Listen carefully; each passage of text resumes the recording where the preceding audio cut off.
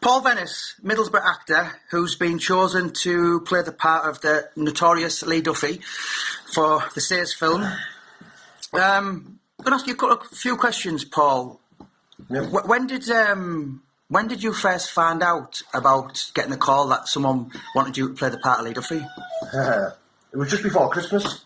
I remember getting a call because I thought it was a wind-up, you know. It was, I think it was Steve Rayfield rang us, and he mentioned it about this documentary going out about Lee Duffy, about Stephen Sayers, and want to play Lee Duffy and stuff, and I was like, nah, it's a wind-up. And I remember putting the phone down, sort of thing, do you know what I mean? Thinking, nah, you're all right.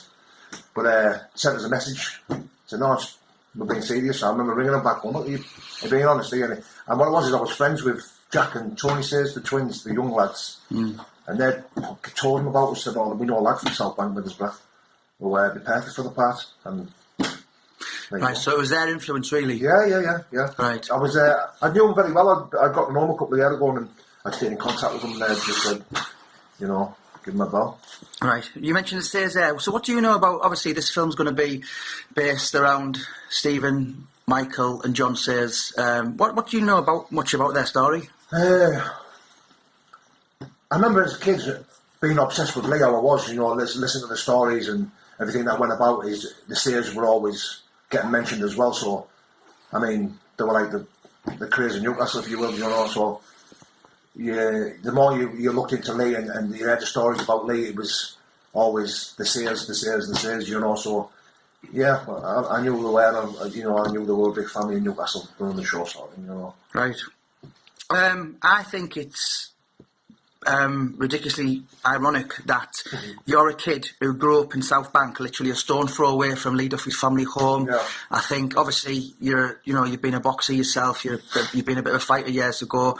I think looking at you, you're a bit more clean shaven and that hair's a bit more, you know, kind of you're there. You're very, very much like Lee Duffy. You're 6 foot.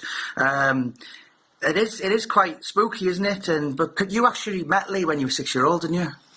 I think I was a bit younger than 6 because I couldn't really remember, but like my mum knew him well, and she was good friends with his sister and stuff, so she knew him well. And I had one of these like an airplane coat on, like the brown with the big white collars and stuff. Flying jackets. Yeah, the flying jackets, and he come over and he was giving it this, you know, saying, "No, you've got to be the next Lee Duffy," and I was like, "No, he's a shite. He definitely not," you know, like having a crack and having a wind up and stuff. But yeah, that's all it was, yeah. Is this something that you really, you know, you've got a massive opportunity here.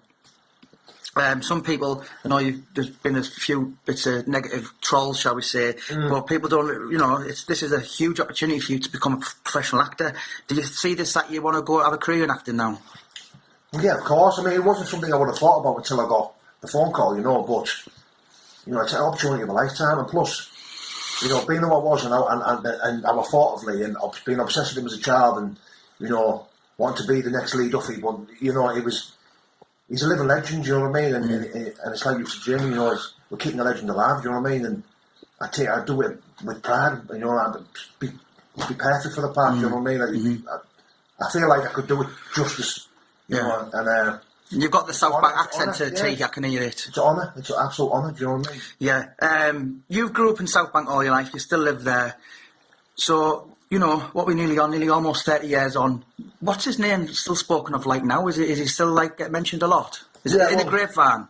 Well, I'm around people who speak, who have all the tales to tell about him. Sometimes you don't know what's true and what's not, but sometimes you're not even bothered, you just glad to hear the stories about him. Whether they exaggerate it or not, it's still the interesting, and it, you know, with him being from South Bank and a Middlesbrough lad, it's like, it does something to you, you know, it makes you proud to be from Middlesbrough, it makes you proud to be a South Bank lad, you know, and it's, you know, I don't know, it's just...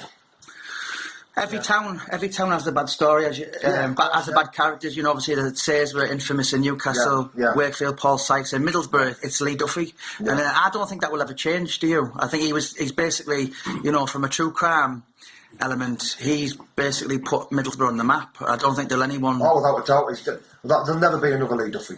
There'll never be another man like him. You know, it's the stories I've heard, and everyone who tells a story about him always says there'll never be another Lee Duffy. Always says that, you know, and it's in the area that he was born in.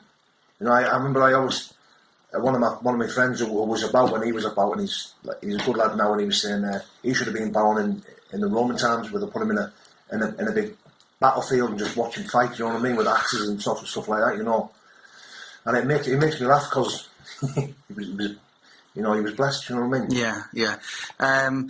And the directors behind this, obviously, it's Gary Fraser, who's won 2 BAFTA winning awards. Yeah. Steve Rafe and Stephen Sayers are going to be involved in the script writing.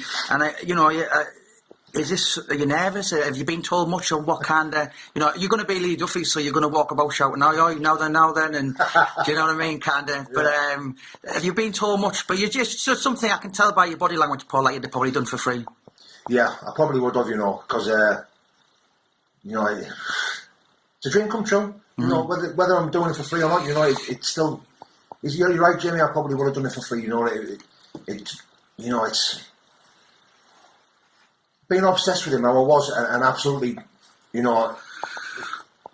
up to him and admiring the guy that grew up in South Bank, and to get the part to play him, it's just a dream come true. Yeah, absolutely crazy. Yeah, it is. It's very sad that in death, for what he did in life, he achieved a lifetime of immortality. Yeah. And I think his name will be spoken about for many, many years. And as I sort of say to people are against me for doing the books, people will be against you for playing the part. But he's written his name in Middlesbrough folklore, if you like. And we're keeping it alive. And if you didn't do it, and I didn't write the books or whatever, then someone else would play you, and someone else would have done it. Do you know what I mean? It's like you said there. If it wasn't me, it was going to be another man, John. So I'd be a fool to not take this opportunity, So. Yeah, and just give me the catchphrase, shout it out loud.